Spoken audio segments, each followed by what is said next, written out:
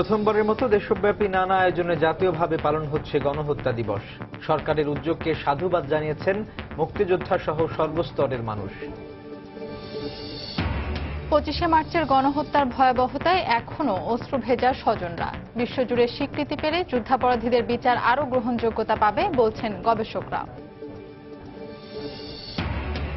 স্বাধীনতা দিবসে মুক্তিযুদ্ধের বীর শহীদদের প্রতি শ্রদ্ধা জানাতে প্রস্তুত সাভার জাতীয় স্মৃতিসৌধ। অপ্রীতিকর ঘটনা এড়াতে নিশ্ছিদ্র নিরাপত্তা ব্যবস্থা।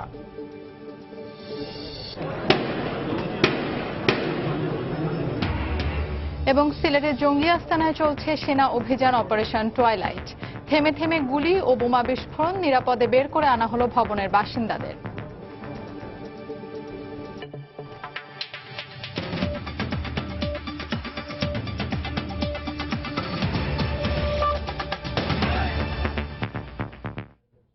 বাংলার সময় সঙ্গে আছি সাজিদ রাজু এবং আমি ফাহমিদা মৌটু।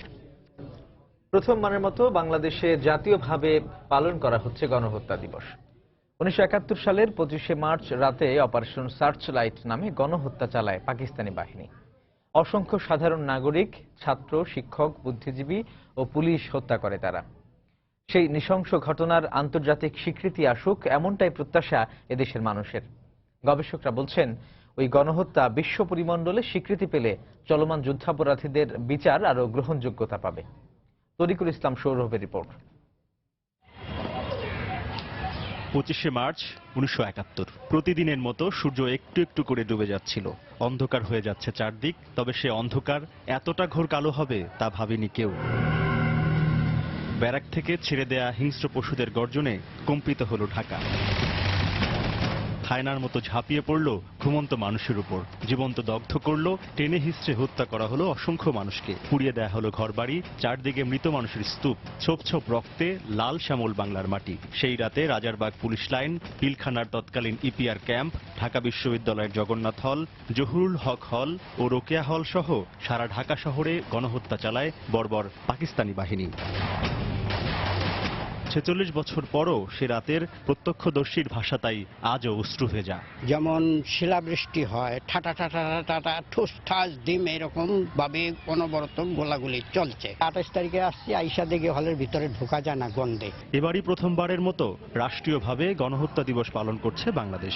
গণহত্যার ভয়াবহতায় যারা হারিয়েছে স্বজন, তাদের চাওয়া শুধু বাংলাদেশে নয়, এই গণহত্যার স্বীকৃতি আসুক বিশ্ব সম্প্রদায়ের কাছ থেকেও। রাষ্ট্রীয় স্বীকৃতি আমরা পেলাম, এখন আমাদের দাবি যে আন্তর্জাতিক স্বীকৃতি পাওয়ার জন্য যেন দেশের সরকার চেষ্টা করে। এই গণহত্যা চালিয়ে কি পেতে চেয়েছে পাকিস্তান, এমন প্রশ্নের উত্তর পাওয়া যায় ইতিহাস সংশ্লিষ্টদের কাছ থেকে। জিয়া খান ঢাকা ছাড়বার আগে সন্ধ্যাবেলা তিনি তার সহযোগীদের বলে গিয়েছিলেন যে 30 লক্ষ মানুষকে মেরে ফেলো, বাকিরা আমাদের হাত থেকে খাবার খুঁটে খাবে। পাকিস্তানিরা এখানে চেয়েছিল তাদের অনুগত একটি জনগোষ্ঠী তৈরি করবার জন্য। গবেষকরা বলছেন, এখন বাংলাদেশকে গণহত্যার বিশ্ব স্বীকৃতির দাবি জোরালোভাবে উপস্থাপন করতে হবে। যে সমস্ত দেশের জনগণ ব্যাপক সংখ্যায় আমাদেরকে সমর্থন করেছিলেন, আমরা কূটনৈতিক প্রচারণা চালাতে পারি যেন তারা সেই সমস্ত দেশগুলো সংসদে আমাদের দেশের গণহত্যাকে স্বীকৃতি দেয়। তবে মুক্তিযুদ্ধের 9 মাসের বর্বরতার বিরুদ্ধে সোচ্চার হয়ে আরও উচ্চকণ্ঠ ভূমিকা নিতে হবে বাংলার মানুষকে। মানবতার ইতিহাসে এক কলঙ্কজনক অধ্যায়ের সূচনা হয়েছিল 1971 সালের 25শে মার্চ রাতে। তবে সেই অপরাধের আন্তর্জাতিক স্বীকৃতি মেলেনি আজও। তবে এটা শুধু বাংলাদেশের জন্য নয়, সারা পৃথিবীর মানবতা এবং ন্যায় প্রতিষ্ঠার জন্য আন্তর্জাতিক স্বীকৃতির পাশাপাশি চিহ্নিত 195 পাকিস্তানি যুদ্ধাপরাধীকেও বিচারের মুখোমুখি করতে হবে। আর এর জন্য সরকার আরও উচ্চকিত ভূমিকা পালন করবে, এমনটাই প্রত্যাশা সকলের। তরিকুল ইসলাম সৌরভ, সময় সংবাদ, ঢাকা। এদিকে জাতীয় গণহত্যা দিবস পালনে সরকারের উদ্যোগকে সাধুবাদ জানিয়েছেন মুক্তিযোদ্ধা, বিভিন্ন দলের নেতাকর্মী সহ সর্বস্তরের মানুষ। দ্রুত এই দিনটিকে আন্তর্জাতিকভাবে পালনের উদ্যোগ নেয়ারও দাবি জানিয়েছেন তারা। পাকিস্তানিরা এখনো এখানে গণহত্যা হয়েছে বলে স্বীকার করে না। বিশেষ করে যদি আন্তর্জাতিক স্বীকৃতি আদায় করতে পারে, তাহলে পাকিস্তানিদের যে জঘন্য কাজ কারবার এগুলো প্রকাশিত হবে। এটা আমাদের একটা শোকের দিন, আমাদের দুঃখের দিন, দুর্দশার দিন।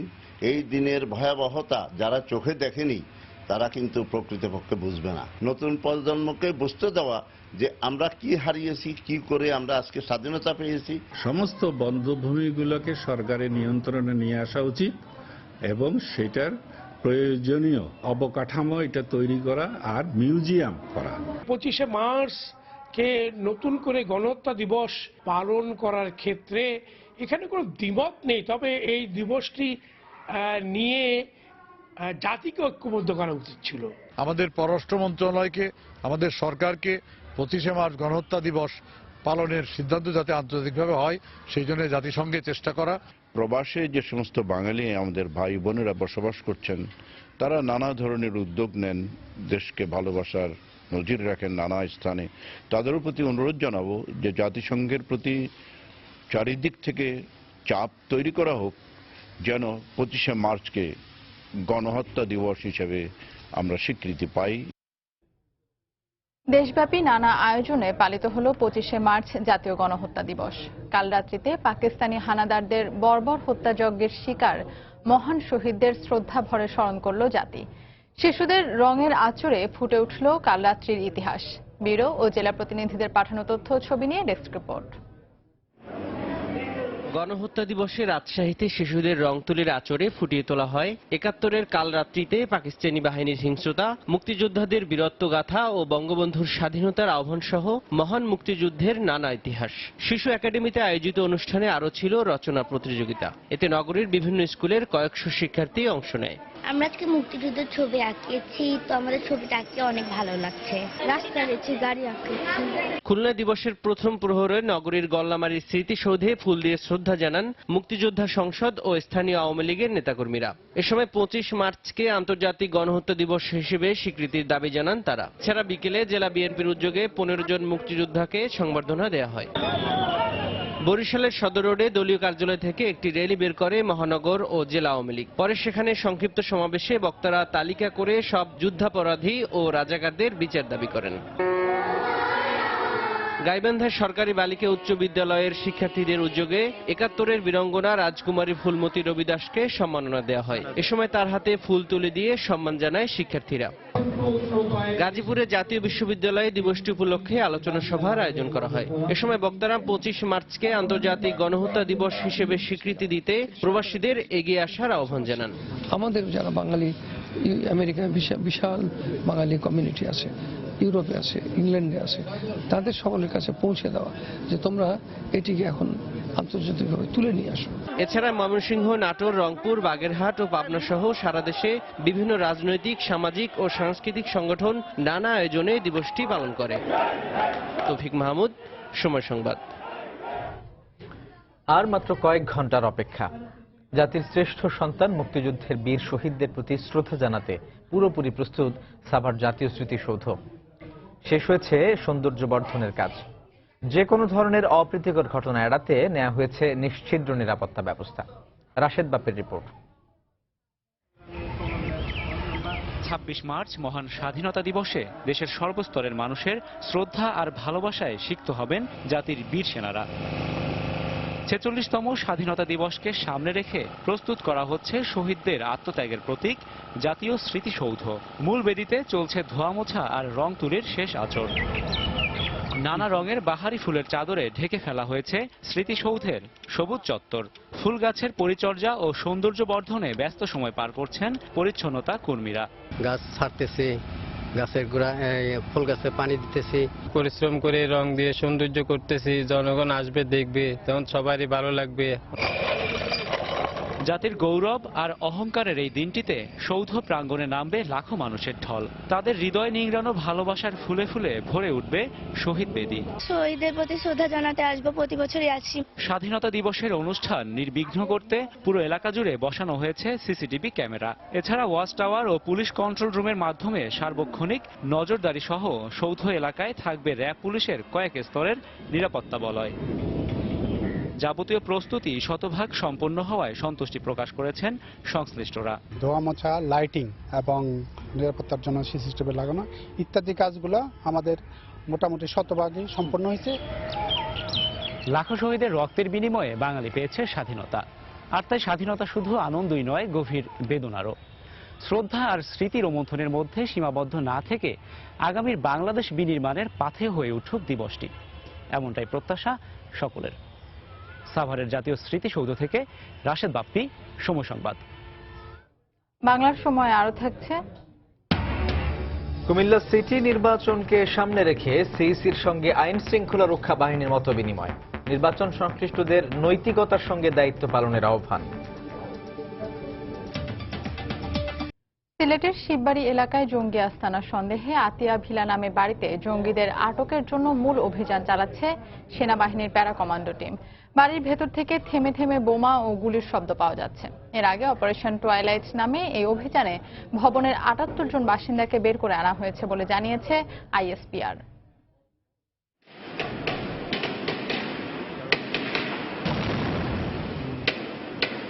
মুহুর্মুহু গুলির শব্দে প্রকম্পিত সিলেটের দক্ষিণ সুরমার শিববাড়ি এলাকা, সঙ্গে বিস্ফোরণের শব্দ।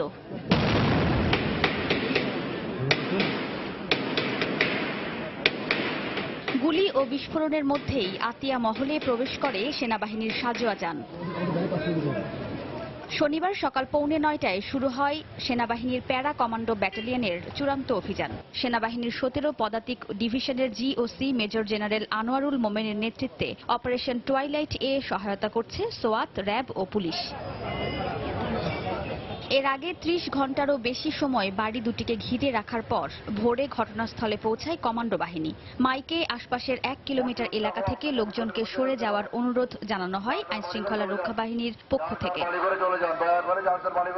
পরে ফায়ার সার্ভিসের সহযোগিতায় ভবন দুটি থেকে 28টি পরিবারকে সরিয়ে নেওয়া হয়।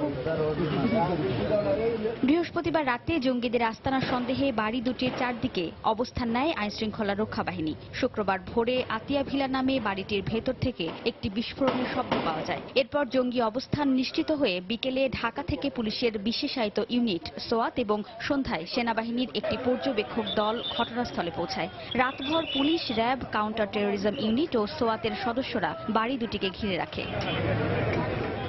পুলিশ জানায় 3 মাস আগে আতিয়া ভিলার একটি ফ্ল্যাট ভাড়া নেয় কাউসার আহমেদ ও মর্জিনা দম্পতি। এরপর সেখান থেকে জঙ্গি কার্যক্রম চালাচ্ছিল তারা। গত 8 মার্চ চট্টগ্রামের মিরসরাই ও 15ই মার্চ সীতাকুণ্ডের পর এবার সিলেটে জঙ্গি আস্তানার খোঁজ পাওয়ার দাবি করল পুলিশ। সময় সংবাদ, সিলেট। বিয়ে করে আত্মীয়তা, এরপর পুরো পরিবারকে জঙ্গি তৎপরতায় সম্পৃক্ত করার মাধ্যমে সদস্য সংগ্রহ করছে নিষিদ্ধ ঘোষিত জঙ্গি সংগঠন জেএমবি। আস্তানা গড়ার জন্য বাসা ভাড়া নেয়ার সুবিধা আদায়ের পাশাপাশি আইন শৃঙ্খলা রক্ষা বাহিনীর চোখে ফাঁকি দিতে এই কৌশল বলে মনে করছে পুলিশ। একই সঙ্গে নারী সদস্য সংগ্রহের উপর বেশি জোর দিচ্ছে সংগঠনটি। বিস্তারিত জানাচ্ছেন কমল দে। কুমিল্লার চান্দিনায় আটক হাসানের ঘনিষ্ঠ আত্মীয় সীতাকুণ্ডের সাধন কুটির থেকে আটক জহিরুল। সেই জহিরুলের বোন জোবাইদা এবং ভগ্নিপতি কামাল উদ্দিন আত্মঘাতী হামলা চালাতে গিয়ে নিহত হয়েছে ছায়ানীরের আস্তানায়। আবার ঢাকা থেকে নিখোঁজ হওয়া 2 খালাতো ভাই আয়াত এবং রাফাতের মধ্যে আয়াত বিয়ে করেছে সাধন কুটির থেকে আটক আরজিনার বোন মার্জিনাকে। তবে মার্জিনা এখনো পলাতক রয়েছে। এভাবেই আত্মীয়তার মাধ্যমে গড়ে উঠেছে নব্য জেএমবির নতুন নেটওয়ার্ক। বাহিরের বেশি লোককে এরা অতটা সম্পৃক্ত করতে পারছে না পারার জন্য তারা চিন্তা করছে যে ফ্যামিলিতে একজনকে ধরে ফেলছে বা একজনকে এই কর্মকাণ্ডে অনুপ্রবেশ করিয়ে ফেলছে, ওর পরিবারটাকে পূর্ণাঙ্গ কিভাবে করা যায়। কাপড় বিক্রেতার ছদ্মবেশে দিনাজপুর থেকে বান্দরবনের বাইশারি আসা জঙ্গি নেতা সোহেল রানা তার স্ত্রী এবং মেয়েদের সাথে রেখেছে বলে তথ্য পেয়েছে পুলিশ। বাড়ি ভাড়া পেতে গেলে একটি পরিবার সন্তান সহ নিয়ে গেলে অপেক্ষাকৃত সহজ হচ্ছে। দুটো জিনিসকে বিবেচনায় নিয়ে তারা স্ত্রীদেরকে বেশিরভাগ ক্ষেত্রেই বাধ্য করছে যে এই জঙ্গি তৎপরতায় লিপ্ত হতে। তবে প্রান্তিক পর্যায়ে দরিদ্রতার সুযোগ নিয়ে সাধারণ মানুষদের পরিবার সহ জঙ্গি তৎপরতায় সম্পৃক্ততা এখন রোধ করা না গেলে সামাজিকভাবে বিশৃঙ্খলা সৃষ্টির আশঙ্কা করছেন এই সমাজবিজ্ঞানী। যারা এই সন্ত্রাসের সঙ্গে যুক্ত আছে তারা এটাকে একটা নতুন কৌশল হিসেবে ধরে নিয়েছে। পারিবারিক সম্পর্ক যেহেতু এদের মধ্যে সুদৃঢ়, সেই কারণেই তাদেরকে সহজে উদ্বুদ্ধ করতে পারছে। এর আগে ঢাকা থেকে জঙ্গি তৎপরতায় সম্পৃক্ততার অভিযোগে চাকরিচ্যুত সেনা কর্মকর্তা মেজর জাহিদের স্ত্রী মুসার স্ত্রী সহ অন্তত 4 সক্রিয় নারী জঙ্গিকে গ্রেপ্তার করেছে আইন শৃঙ্খলা বাহিনী। এছাড়া এক জঙ্গি নেতার স্ত্রীও ঢাকায় আত্মঘাতী হয়ে মারা গেছে। কমল দে, সময় সংবাদ, চট্টগ্রাম। গণহত্যা দিবস উপলক্ষে চট্টগ্রামের চেরাগী মোড়ে চলছে উদীচীর আয়োজনে মোমবাতি প্রজ্বলন। সেখানে আছেন সহকর্মী পার্থ প্রতিম বিশ্বাস। সরাসরি চলে যাচ্ছে তার কাছে। পার্থ, ৭১ সালের ২৫শে মার্চকে আন্তর্জাতিক গণহত্যা দিবস হিসেবে স্বীকৃতি দেওয়ার কারণে কিন্তু আজকে এখানে আলোর মিছিল করা হচ্ছে। চট্টগ্রামের উদীচীর আয়োজনে কিন্তু আমরা দেখতে পাচ্ছি নগরীর যে চেরাগী বাহার মোড় রয়েছে, এই চেরাগী বাহার মোড় থেকে তারা যে আলোর মিছিল, সেই আলোর মিছিল তারা শুরু করেছে। সেক্ষেত্রে চট্টগ্রামের এই চেরাগী বাহার থেকে মোড় থেকে শুরু করে তারা সেটি শহীদ মিনার পর্যন্ত নিয়ে যাবে এই আলোর মিছিলের মাধ্যমে। ১৯৭১ সালের এই দিনের মধ্যরাতে বর্বর পাকিস্তানি হানাদার বাহিনী তাদের পূর্ব পরিকল্পিত অপারেশন সার্চ লাইটের নীল নকশা অনুযায়ী আন্দোলনরত বাঙালিদের কণ্ঠ চিরতরে স্তব্ধ করে দেওয়ার জন্যই কিন্তু তারা সেদিন নিরহ বাঙালিদের উপর তারা অকাতরে নির্যাতন চালিয়েছিল, হামলা করে অনেক মানুষের প্রাণ নিয়েছিল। তো সেক্ষেত্রে ৭১-এর ২৫শে মার্চের গণহত্যা শুধু একটি রাতের গণহত্যা নয়, এটি ছিল মূলত বিশ্ব সভ্যতার এক কলঙ্কজনক জঘন্যতম গণহত্যার সূচনা স্বীকৃতি। আর সেই কারণে প্রায় মুক্তিযুদ্ধের স্বাধীনতার ৪৬ বছর পর গণহত্যা দিবসের যে স্বীকৃতি, সেই স্বীকৃতিটি কিন্তু আমরা এখানে পেয়েছি। তো এখানে যারা আজকে আলোর মিছিলে অংশগ্রহণ করেছে এবং মুক্তিযুদ্ধের সন্তান যারা রয়েছে, যারা মুক্তিযোদ্ধা রয়েছে, তারা আমাদেরকে জানিয়েছে দীর্ঘদিন পর হলেও কিন্তু যেহেতু এই গণহত্যা দিবস হিসেবে স্বীকৃতি পাওয়া গেছে, একটু বিলম্ব হয়েছে ঠিকই, কিন্তু গণহত্যা দিবসের যে স্বীকৃতি পাওয়া গেছে এর মাধ্যমে কিন্তু আমরা যারা আন্তর্জাতিক এই গণহত্যা দিবসের যে স্বীকৃতি রয়েছে, আন্তর্জাতিকভাবে এই স্বীকৃতিটি পাওয়া যায়, সেই বিষয়ে যাতে আমাদের সরকার তারা চিন্তা করে। এক্ষেত্রে যারা রয়েছেন তারা যারা পাকিস্তানিরা যেভাবে আমাদেরকে হত্যা করেছিল, সেই বিষয়টি মাথায় রেখেই যে এই গণহত্যা দিবসের যে স্বীকৃতি আন্তর্জাতিকভাবে যাতে এই স্বীকৃতিটি পাওয়া যায়, সেই বিষয়টি তারা এখানে বলেছেন। তো এখানে আজকে কিন্তু উদীচীর আয়োজনে আলোর মিছিল যে করা হচ্ছে, এটি কিন্তু এখন চলছে। এখানে চট্টগ্রামের চেরাগী পাহাড় থেকে শুরু হয়ে কিছুক্ষণের মধ্যেই এটি চট্টগ্রামের যে কেন্দ্রীয় শহীদ মিনার রয়েছে সেখানে যে আলোর মিছিলটি শেষ হবে। তো এই ছিল আমার কাছে এখনো পর্যন্ত আলোর মিছিলের সর্বশেষ খবর। দর্শক, চট্টগ্রাম থেকে গণহত্যা দিবসে আলোর মিছিল আয়োজনের খবর জানাচ্ছিলেন সহকর্মী পার্থ প্রতিম বিশ্বাস। কুমিল্লা সিটি কর্পোরেশন নির্বাচনের মাধ্যমে গণতন্ত্রের পূর্ণ ভাবমূর্তি ফিরিয়ে আনা হবে বলে মন্তব্য করেছেন প্রধান নির্বাচন কমিশনার KM নুরুল হুদা। সকালে আইন শৃঙ্খলা রক্ষা বাহিনী এবং নির্বাচনী কর্মকর্তাদের সঙ্গে মতবিনিময়কালে এ মন্তব্য করেন প্রধান নির্বাচন কমিশনার। তিনি নির্বাচনের সঙ্গে সংশ্লিষ্ট সবাইকে পেশাগত নৈতিকতা থেকে দায়িত্ব পালনের আহ্বান জানান। কুমিল্লা প্রতিনিধি বাহার রায়হানের সহায়তায় রিপোর্টার মাহমুদ রাকিবের পাঠানো তথ্য এবং বাবুল হোসেনের ছবিতে ডেস্ক রিপোর্ট। আর মাত্র 4 দিন পর কুমিল্লা সিটি কর্পোরেশন নির্বাচনের ভোট গ্রহণ। তাই নির্বাচনের সঙ্গে সংশ্লিষ্ট কর্মকর্তা ও বিভিন্ন বাহিনীর সদস্যদের সাথে নগরীর শিল্পকলা একাডেমিতে মতবিনিময় সভার আয়োজন করে নির্বাচন কমিশন, যেখানে ভোট গ্রহণের সময় নানা সমস্যা ও আশঙ্কার কথা তুলে ধরেন প্রিজাইডিং অফিসার ও সহকারী প্রিজাইডিং অফিসাররা। নির্বাচনে সুষ্ঠুভাবে দায়িত্ব পালন করতে চাই, আপনাদের সার্বিক সহযোগিতা চাই। মতবিনিময় সভায় সুষ্ঠুভাবে ভোট গ্রহণে সব প্রস্তুতির কথা তুলে ধরেন বিভিন্ন বাহিনীর দায়িত্বপ্রাপ্ত কর্মকর্তারা। আপনারা আপনাদের পবিত্র দায়িত্ব পালনে এতটুকু পিছপা হবেন না, কারণ আপনাদের নিরাপত্তা প্রদানের জন্য পুলিশের যে কোনো ধরনের সহায়তা আপনাদের হাতের কাছে থাকবে। কুমিল্লা সিটি কর্পোরেশন এলাকাকে আমরা 3টি ভাগে বিভক্ত করে আমার 3টি দলে পর্যাপ্ত পরিমাণ ফোর্স থাকবে, পর্যাপ্ত পরিমাণে রিজার্ভ ফোর্স থাকবে। সভায় যে কোনো মূল্যে নিরপেক্ষভাবে ভোট সম্পন্ন করতে নির্বাচনী কর্মকর্তা ও আইন শৃঙ্খলা বাহিনীর সদস্যদের নির্দেশ দেন প্রধান নির্বাচন কমিশনার। বলেন, যতই প্রভাবশালী হোক, দায়িত্ব পালনে কোনোভাবেই শৈথিল্য দেখানো যাবে না। কোন রকম কেউ যদি ব্যত্যয় ঘটাতে চায়, কেউ যদি অতিরিক্ত কিছু করতে চায়, কাউকে ছাড় দেবেন না, কাউ প্রতি কোন রকমের অনুকম্প প্রদর্শন করার কোনো প্রয়োজন নেই। গণতান্ত্রিক পরিবেশ পরিস্থিতি যেভাবে হোক না কেন, কোথাও কোথাও কখনো কখনো কিছু বিতর্কিত হয়েছে, সেই অবস্থা আমরা ফিরিয়ে আনব। এদিকে প্রধান নির্বাচন কমিশনারের এই আশ্বাসকে মেয়র প্রার্থীরা সাধুবাদ জানালেও এখনো নির্বাচনের জন্য লেভেল প্লেইং ফিল্ড তৈরি হয়নি বলে অভিযোগ করেছে বিএনপির মেয়র প্রার্থী। নির্বাচন কমিশন যা চাচ্ছে সেটা আমাদেরও কথা, আমরাও চাইবো এভাবে যাতে একটা সুন্দর পরিবেশের নির্বাচন অনুষ্ঠিত হয়। নৌকার জোয়ার যেভাবে বইছে চারিদিকে, অবশ্যই কুমিল্লাতে পুনরায় নৌকা যে আসনটা হারিয়েছিল সেটা পুনরুদ্ধার হবে। আশা করব উনি সিসি হিসাবে উনি যে কথা রাখছে কথার মূল্যায়ন করবে, আর কত মূল্যায়ন কোন সময় হবে জনগণ তার ভোটটা প্রয়োগ করতে পারবে। 30 মার্চের নির্বাচনে পুলিশ, র্যাব, বিজিবি ও আনসার বাহিনীর সদস্যদের সমন্বয়ে গ্রহণ করা হয়েছে 5 স্তরের নিরাপত্তা প্রস্তুতি। মাহমুদ রাকিব, সময় সংবাদ, কুমিল্লা। কক্সবাজারে টেকনাফের নাফ নদী থেকে বাংলাদেশি 2 জেলেকে আটক করে নিয়ে গেছে মিয়ানমারের সীমান্তরক্ষী বাহিনী বিজিপি। সকাল 10টার দিকে ঘোলারচর মোহনা থেকে তাদের ধরে নিয়ে যাওয়া হয় বলে অভিযোগ স্বজনদের। বিজিবি জানায়, বঙ্গোপসাগরে মাছ ধরতে গিয়ে মিয়ানমারের সীমানায় ঢুকে পড়লে মোহাম্মদ ইউনুস ও আবু তাহের নামে 2 জেলেকে আটক করে বিজিপি। পরে বিজিবির পক্ষ থেকে টেলিফোনে তাদের ফেরত চাওয়া হলে আটকের বিষয়টি অস্বীকার করে তারা। গত 6 মাসে নাফ নদী থেকে বিভিন্ন সময় 25 জেলেকে ধরে নিয়ে গেছে মিয়ানমারের সীমান্তরক্ষী বাহিনী। আটক জেলেদের ফেরত পাঠাতে বিজিবি চিঠি পাঠালেও কোনো পদক্ষেপ নেয়নি বিজিপি। বাংলার সময় আরো থাকছে। নেত্রকোনায় ছাত্রীদের উত্ত্যক্তের প্রতিবাদ করায় একটি বিদ্যালয়ে বখাটেদের ভাঙচুর, শিক্ষক ও কর্মচারীদের লাঞ্ছিত করার অভিযোগ।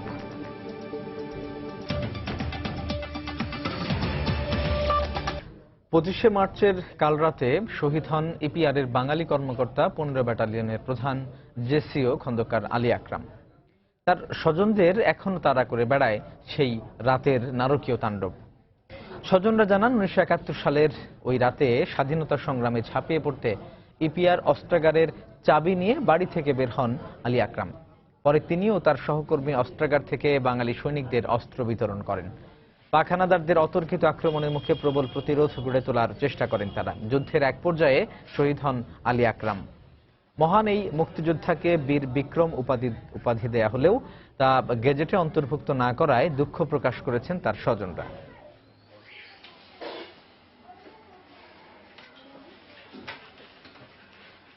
25শে মার্চ সারা রাত গোলাগুলি চলে। 27শে মার্চ সকালবেলা যে সে গোলাগুলি থামার পরে অনেক লোক সেখানে মারা যায়। আর আমার স্বামীও আর ফিরে আসেননি। আমরাও জানি না যে উনি কোথায়, কিভাবে কি হয়েছে। আমরা তার সম্মান রক্ষার জন্য কোনো ভূমিকা কাউরির দেখতে পাইনি।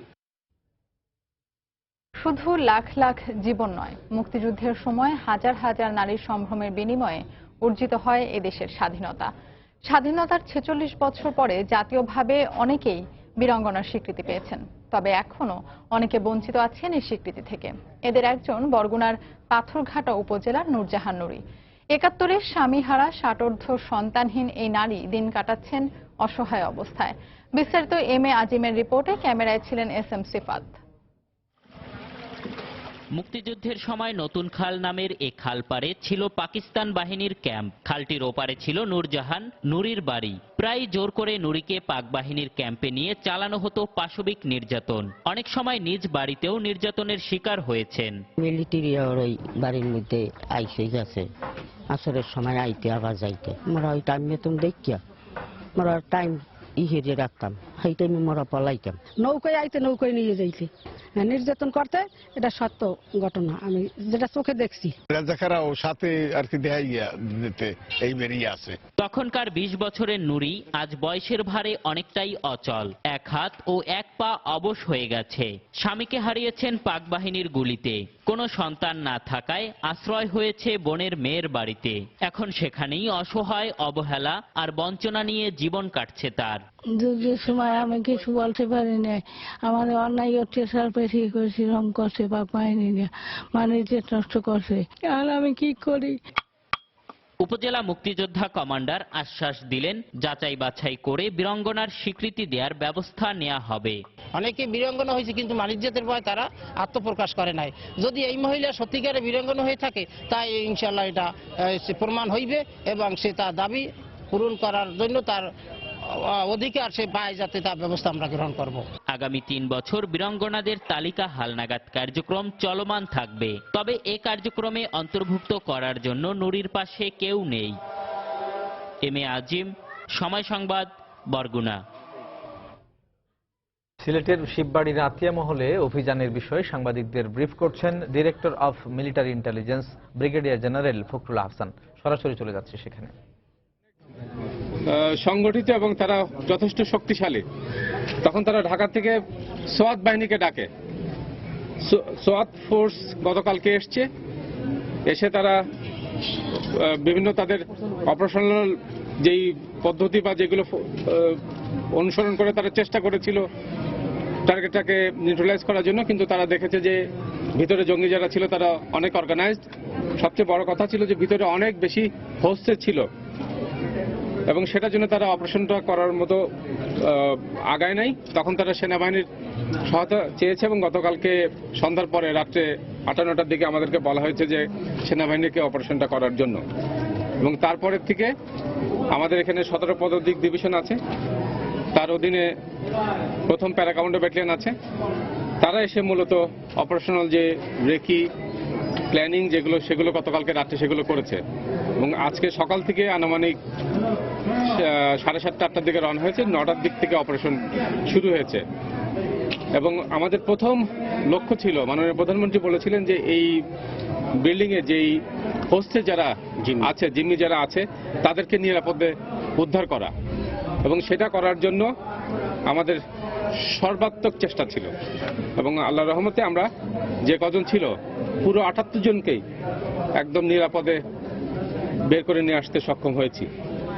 আমাদের এখানে এ পর্যন্ত 30 জন পুরুষ, 27 জন মহিলা এবং 21 জন শিশুকে নিরাপদে নিয়ে এসেছি এবং তাদের সাথে আপনার কথা বলার এখনই সুযোগ পাবেন। সেটা ছিল আমাদের প্রাইম লক্ষ্য। সেই লক্ষ্যটা আমরা খুব সফলতার সাথে আল্লাহর রহমতে এটা সক্ষম করতে পেরেছি। এরপরে আমরা যে দেখলাম যে পুরো বিল্ডিংটা প্রায় 5 তলা বিল্ডিং এ প্রায় 30টা ফ্ল্যাট এবং প্রায় 150-র কাছাকাছি প্রায় রুম আছে। এর অনেক রুম, সিঁড়িঘর, আনাচে কানাচে তারা আইডি দিয়ে পুরো বিল্ডিংটাকে এক্সপ্লোসিভ দিয়ে মানে বিভিন্নভাবে প্রতিবন্ধকতা তৈরি করে রেখেছে। সো যার দরুন এই পুরো অপারেশনটা অনেক কেয়ারফুলি করতে হচ্ছে এবং এর জন্য অনেক সময় লাগছে। আজকে এ পর্যন্ত যা অপারেশন হয়েছে তাতে মূলত হোস্টেজ রেস্কিউটা ছিল আমাদের মেইন কাজ এবং সেটা আমরা সফলতার সাথে করতে পেরেছি। তবে জঙ্গি ভিতরে এখনো আছে, আইডি সব লাগানো আছে। আমরা যেহেতু অনেক কেয়ারফুলি যাচ্ছি, রুমের একটা একটা করে ক্লিয়ার করে করতে এগোতে হচ্ছে, এই জন্য সময় লাগছে এবং এক্স্যাক্টলি অপারেশনটা কখন শেষ হবে সেটা আমরা এখনই আপনাদেরকে সুস্পষ্টভাবে বলতে পারছি না। তো এতটুকুই আমার আপনাদেরকে আপডেট দেওয়ার আছে। যদি ছোটখাটো দু একটা প্রশ্ন আমি বলতে পারি। আমরা যে খবরগুলো পাচ্ছি আমাদের সেনাবাহিনীর পক্ষ থেকে ওখান থেকে প্রায় 10-12টা বড় বড় এক্সপ্লোশনের শব্দ পেয়েছে, সেগুলো ভিতরে আইডির এক্সপ্লোশন হচ্ছিল। তারা যে বিভিন্ন আইডি লাগিয়েছিল সেই বোমাগুলি তারা এক্সপ্লোশন করছিল। প্রায় 10-12টা এক্সপ্লোশন, তো বিকট শব্দ, আগুন হচ্ছে, ধোঁয়া উঠছে সারাদিন ধরে। সেগুলো তো টেররিস্টরা গুলো আইডি এক্সপ্লোশন করছিল।